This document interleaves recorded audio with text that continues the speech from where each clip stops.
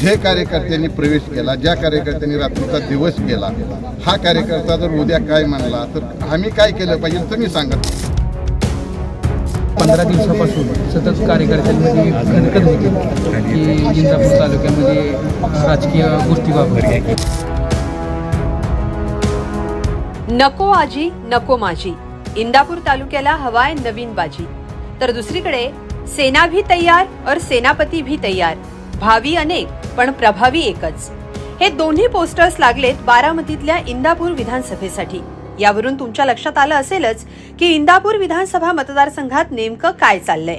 एकीकडे भाजपमध्ये गेलेले हर्षवर्धन पाटील शरद पवारांच्या पक्षात येऊन विधानसभेला हातात तुतारी घेण्याच्या तयारीत आहेत, तर दुसरीकडे पक्ष फुटल्यानंतरही पवारांची साथ देणारे निष्ठावंत उमेदवारीसाठी इच्छुक आहेत।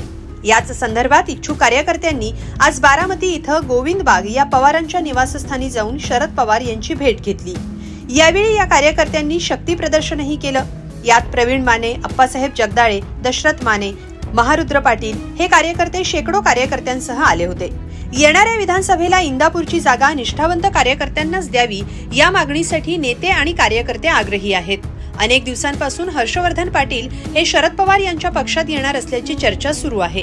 कालच हर्षवर्धन पाटील यांनी इंदापूर इथल्या वडापुरी या ठिकाणी कार्यकर्त्यांचा मेळावा घेतला आणि कार्यकर्त्यांनी हर्षवर्धन पाटील यांनी तुतारी वाजवावी असा आग्रह केल्याचं सांगितलं।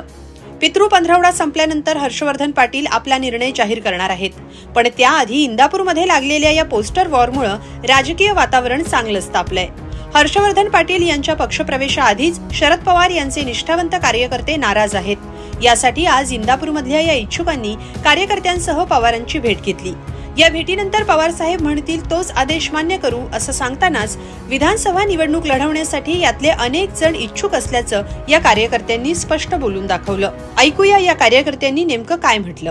हा प्रश्न माझा नाही, मी प्रामाणिकपणे आणि बोलण्याला शब्द म्हणजे दिलेला शब्द पाळणारा कार्यकर्ता आहे।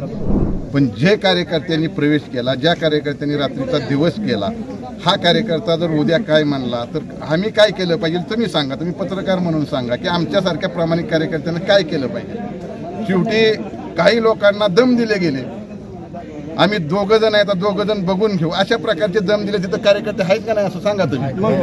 असे दम दिले असेल तर तो कार्यकर्ता म्हणाल त्यावेळेस तुम्हाला दम दिला त्यावेळेस आम्ही त्यांना मला घाबरलो नाही आणि आज तुम्ही आमच्यासाठी मागे सरताय, तर ह्या गोष्टी सुद्धा नाही झाल्या पाहिजे। त्या तुम्हाला काय वाटतंय, तुम्ही तुमच्या भावना पवार साहेबांच्या समोर व्यक्त केल्यानंतर इथून पुढच्या कालावधीमध्ये इंदापूर विधानसभेसाठी निष्ठावंतांना संधी मिळेल का किंवा पवार साहेब देतील? माझा विश्वास, माझा 2014-2019ला मला अनेकांनी शब्द दिले, तरी पण मी कुठल्याही प्रकारची वेगळी भूमिका त्या ठिकाणी घेतली नाही।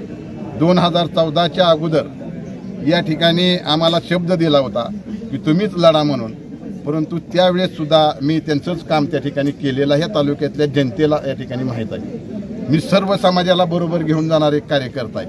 मी कधी अशा प्रकारे मी काम केलं नाही की जेणेकरून या तालुक्यामधला सगळा समाज हा आपल्याबरोबर असला पाहिजे, आपण सगळ्याला बरोबर घेऊन गेलं पाहिजे। हे तुम्हाला बी माहीत आहे, मी अशा प्रकारे आतापर्यंत काम करतोय। जिल्हा बँकेवरती 20-25 वर्ष काम करतोय। कुठल्याही एका कार्यकर्त्यानं सांगावं की माझं कुठं अडवणूक झाली म्हणून, आणि म्हणून आमची अशी या ठिकाणी विनंती राहील की शेवटी तालुक्याचा लोकांचा कल हा तुतारीकडे आहे आणि पवार साहेबाकडे आहे, आणि म्हणून लोक आज अनेक जण याला या ठिकाणी तयार आहेत। परंतु भविष्याचा विचार केला, ही लोक आज येतील आणि उद्या जातील अशी परिस्थिती असेल तर खऱ्या अर्थानं या ठिकाणी लोकांचं मत आणि साहेबांचा विचार हा आपल्याला पुढे घेऊन जायचं। आज देशाचे नेते आदरणीय शरदचंद्रजी पवार यांच्याबरोबर संवाद साधण्यासाठी, त्यांचं मार्गदर्शन ऐकून घेण्यासाठी पक्षाचे सर्वच कार्यकर्ते या ठिकाणी बारामतीमध्ये आले होते आणि 15 दिवसापासून सतत कार्यकर्त्यांमध्ये खणखण होती की इंदापूर तालुक्यामध्ये राजकीय गोष्टी वापरल्या आणि ती खदखद मनातील या ठिकाणी व्यक्त होण्यासाठी साहेबांना भेटण्यासाठी सर्व कार्यकर्ते या ठिकाणी साहेबांकडे आले होते आणि साहेबांचं मार्गदर्शन या ठिकाणी सर्व कार्यकर्त्यांनी या ठिकाणी घेतलं। कोण कोण इंदापूर विधानसभेला कोण कोण इच्छुक आहे? इच्छुक मी स्वतः इच्छुक आहे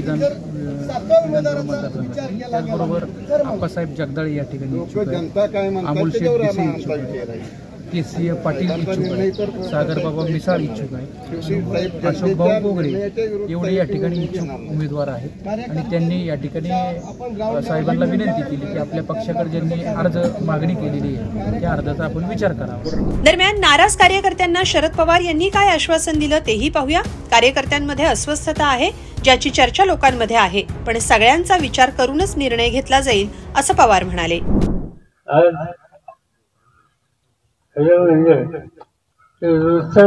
दिवस मोठा अडचणीचा. सकाळी झोपेतनं उठल्याच्या नंतर कोणत्याही गावी जा,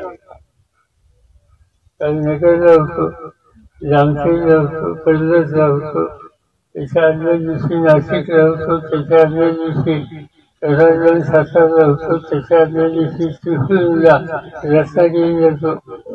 कुठेही गेलो की सकाळी हजारो संख्येने कार्यकर्ते धावतात, लोक धावतात आणि अपेक्षा करतात त्याच्यामध्ये काही चूक नाही, त्यांचा तो अधिकार.